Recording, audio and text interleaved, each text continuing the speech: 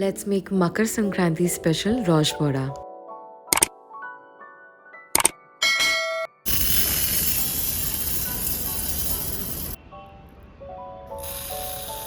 Rosh Boras are made of Buili'r dal or Korai'r dal. In Hindi we call them Urad dal. I've taken 1 cup of the dal and then I proceed to wash it thoroughly. I wash it at least 3 times. Then I soak the washed dal in 4 cups of water for at least 5 hours. The best would be soaking it overnight.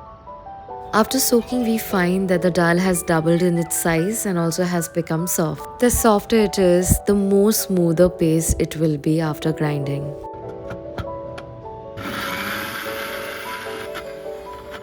Try to grind it without water. If it's too difficult, add 1 spoon of it.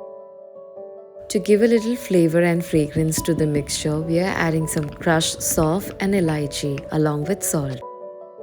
And then we whisk. You can use your hands or a whisker. For me, a whisker is better. It gets done just in 5 minutes. To check if your batter or mixture is ready, take a small ball of the mix and then drop it into water. If it floats, it's ready. Then we rest it for 1 hour. All of this ensures that our pakoras, as in the boras, are fluffy. While the batter rests, we move on to making the syrupy water. Boil 5 cups of water with date palm jaggery. You can even use sugar along with cardamom pods. It takes about 10 minutes. Move on to frying the boras one by one. Make sure the size of them are small. We don't need to over fry them, just wait till they are a little golden and then take it off heat. Drop them in sweet syrupy water and let them soak for at least few hours.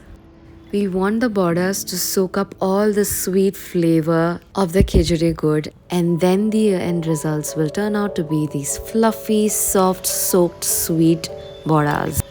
I absolutely loved how they turned out, soft and sweet. I've mentioned the detailed recipe in the description along with the ingredient list. Make sure to make this, and happy Makar Sankranti.